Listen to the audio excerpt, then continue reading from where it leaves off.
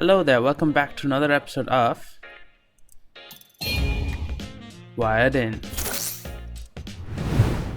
Alright, so as you can tell, I made some upgrades to Minecraft in general. If you know, you know. So I got Optifine as well as the replay mod. Let me show you. So yeah, so my time lapses are gonna get a lot more interesting now, because I've been using a cam account to make my time lapses, which make it tedious. But right now, get some awesome cinematic shots, and I seem to have caught a wandering trader. And yeah, I decided not to opt for shaders but go for the connected textures, so the mob farm looks pretty cool actually right now. I'm eventually gonna take it down, but today's episode is all about making emeralds. Also, just between you and me, I'm gonna show you a time lapse right now which was taken pre-Optifine and pre-replay mod, so it's gonna be an old school time lapse. So let's get to it.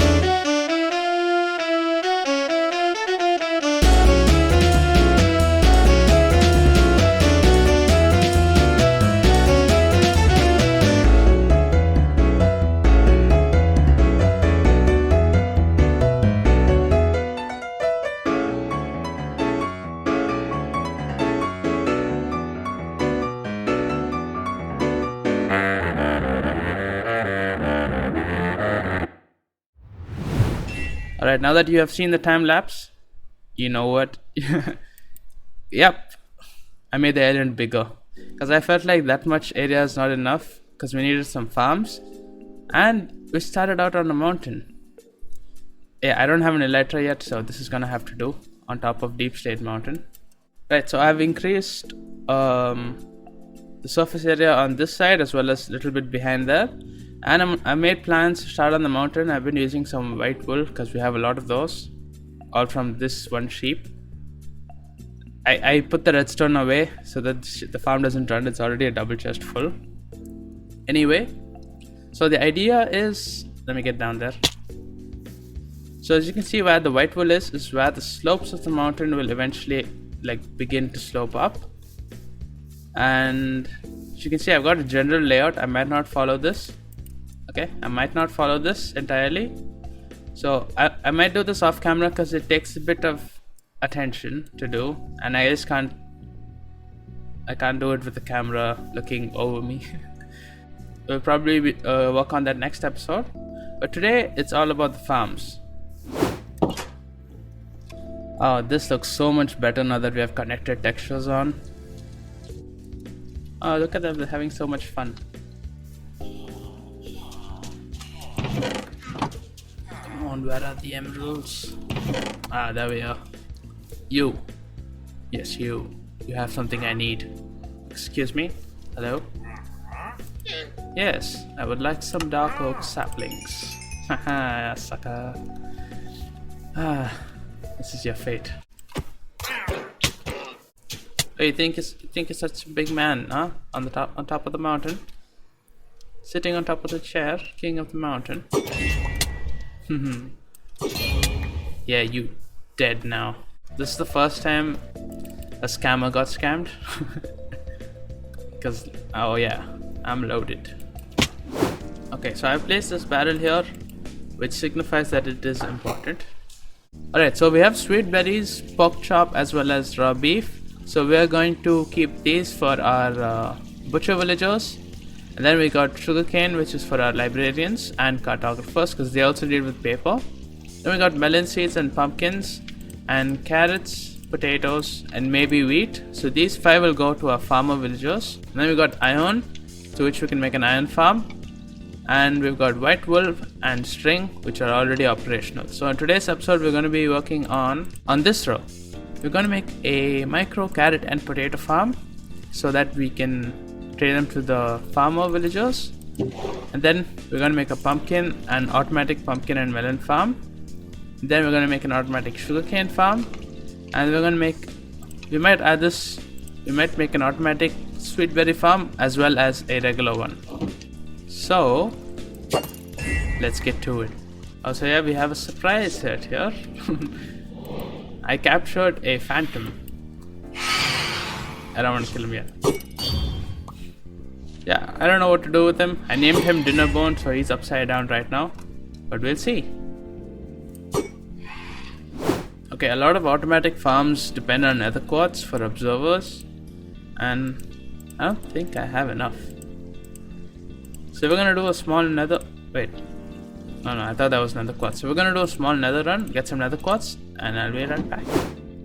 And I am back after gathering all the resources. And hopefully I sound better now. I feel the same. I just washed my face. Hopefully that... just to refresh myself, you know.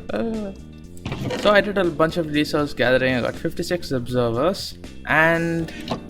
in hindsight, I should have made lesser, because I went to a creative world to do some testing and I figured out a sugarcane design. It's probably an old design, but that uses like 4 observers. And we need a couple of observers for the pumpkin farm. So what we've got around here is I've marked out the areas where I want to keep the farms. So the idea is this part of the island is going to be the farming side, and right there is going to be where our little village is. One of my favorite farms to make is a bamboo farm, because I can make my automatic furnace with it. And I haven't found bamboo in this world, so that's something to look forward to in the future episodes, so we can go find some bamboo. And I also realized that we forgot to make kelp. So kelp is another thing that villagers want. So if you smoke kelp and make them into dried kelp blocks, the butcher that trades the raw meats as well as the sweet berries we've got also trades for the kelp blocks, the smoked kelp blocks. Alright, without any further ado, let's get to building. Let's build the sugarcane farm first. Hello there, I'm back. So this is the next day for me. I wasn't feeling too well the other day, and hopefully I sound better now. I feel better. That's there. And a little bit of sneak peek, as you can see. I spruced it up. The farm wasn't too good. So to summarize, I spent 30 minutes because I was out of my mind. My head was not in the right place. I was just blabbering about, but I figured out how to make a sugarcane farm, as you can see in my latest video. I'm gonna put the card up right now. So these node blocks work through quasi connectivity. So if I give a block update to this block right here, it sends a signal out to each of the pistons. So I went for a modern factory type of theme because the build isn't actually, it's an even build, it's not an odd build. So there's 14 blocks all over on one side, So I went with a similar theme to our starter base right there. As you can see, the roof slopes down, and similarly right here the roof slopes down, which gives it a sort of a factory feel, because it is a factory and there's no other way I could make this look better, because we need the redstone on top to be exposed. I can't really cover it up. I tried, it didn't look good. As you can see, those note blocks right there need to be exposed because there's redstone on top. And yeah, so that's the sugarcane farm. And now let's move on to our pumpkin farm and melon farm, in fact. Let's get to it. So this area right behind me is where I want to keep the pumpkin farm, and it's going to be similar to that, where we have a minecart rail system collecting all the items beneath. And my idea for this area is basically, so I walk in here, right? We got a micro farm here, got a bamboo here. As I walk in further, we've got a pumpkin farm here, and I'm going to keep another AFK fish farm station right here, so I can get some fish while I'm waiting for my pumpkin, sugarcane and whatnot to grow. So I'm just gonna set up a minecart collection system right here, and I will see you in a bit.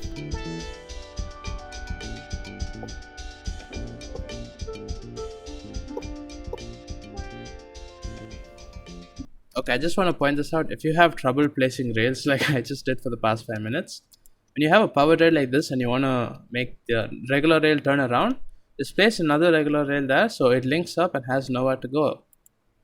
So basically, let's see here. Yeah, should work like that. Now that the tracks have been laid out, as you can see, I added some extra hoppers because out of experience I know that I'm going to get a lot of melons more than pumpkins, because melons, they break up into 8 slices rather than the whole block. So I needed some extra backup storage, you see. And now we're going to place the minecart and get onto the farm, because we're going to place some dirt on top. Also, melons and pumpkins actually require farmland to grow, which means there needs to be some water source nearby, because that's how Minecraft works.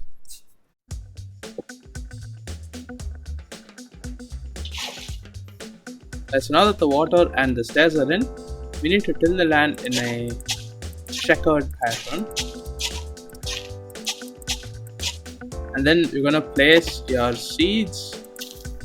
I'm just gonna wait for some of the melons and pumpkins to grow, and so I can plant them on every single farmland.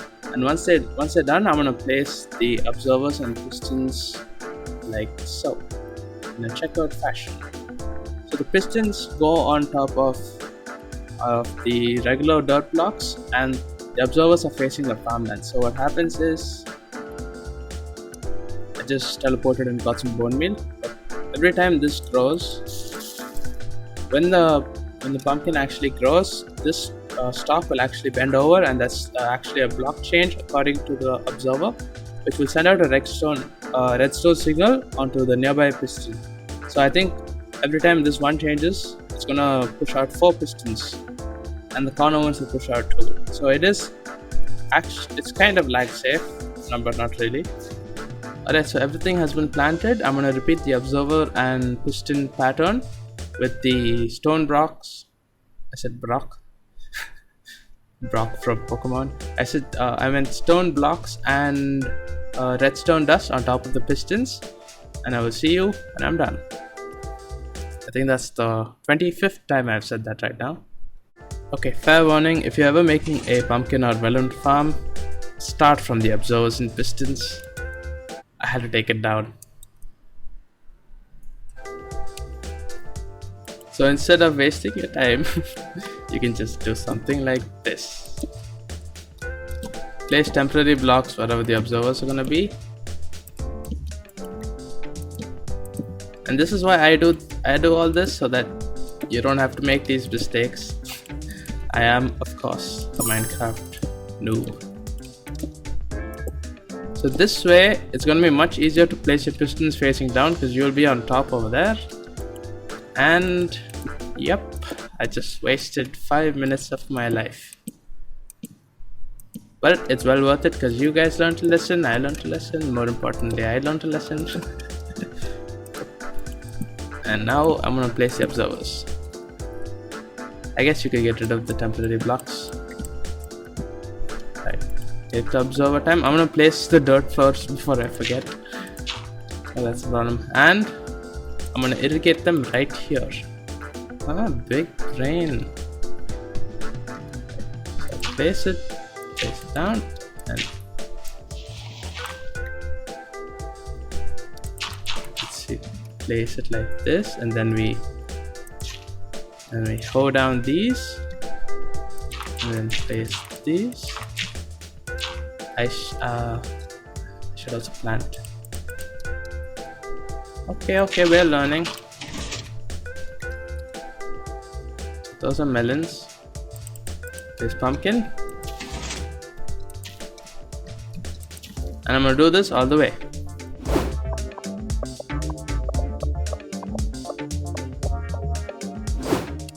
Also, here's a neat trick. If you ever want to do maintenance, just click under the trapdoor and you can solve issues like these. You can see that there's a block update issue going on. I'm just going to break the pumpkin seed, plant it again, and then there shouldn't be any more block update issues because it's all set up right. I'm going to break up all these pumpkins, and everything looks like it should be brand new. Okay, so now that you made sure that every single stem is fully grown and that there's no blocks in between, the farm is done. Right, so now that the pumpkin farm is done, I'm gonna move on to the next micro farm, which is the multiple farm, and I'm not gonna show you how I built it because there's already a video on it, but I will explain how it works, and I will make this area look nice at the end of the episode. So stay tuned.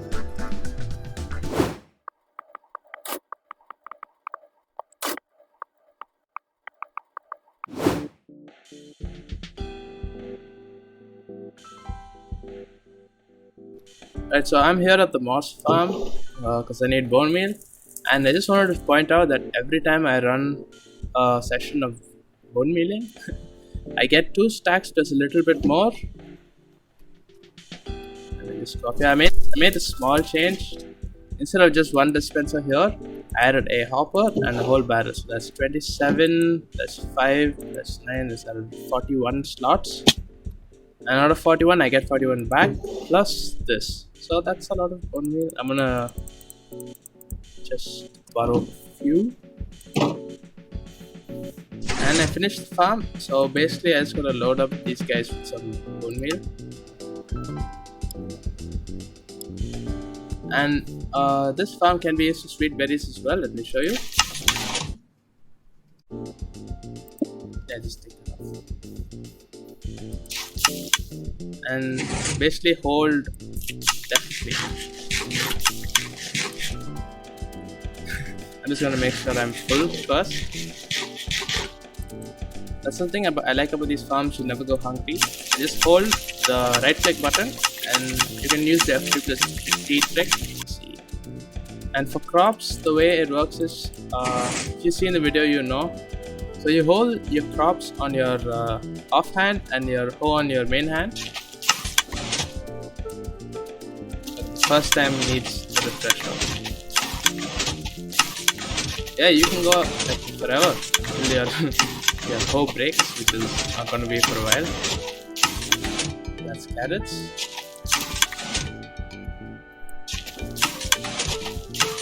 That's potato.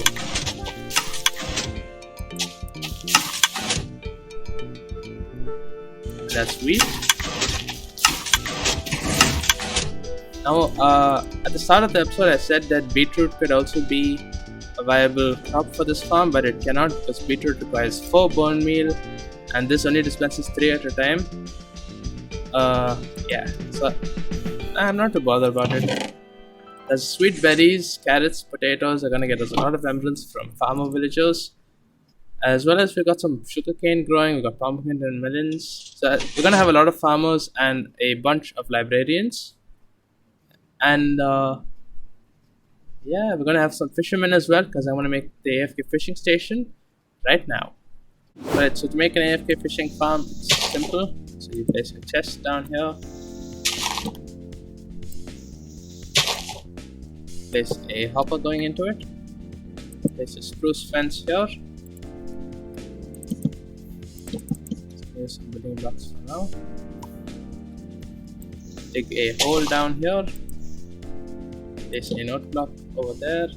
Place a temporary block. Place an iron trapdoor on the bottom of the temporary block.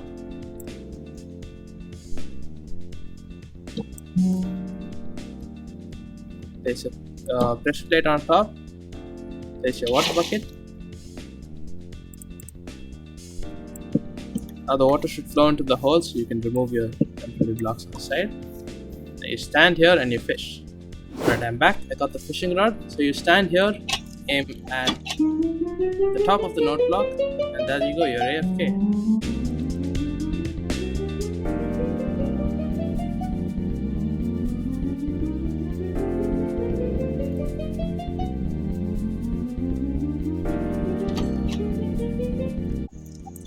So that's how that works. And now I'm gonna make a bunch of buildings, hopefully in a time lapse. I'm gonna try the replay mode. Okay, so forgive me if it doesn't turn out well. I'm gonna do that, and I'm gonna make the area look a bit nicer for the mountain. And I will see you next episode with the time lapse for once. Goodbye.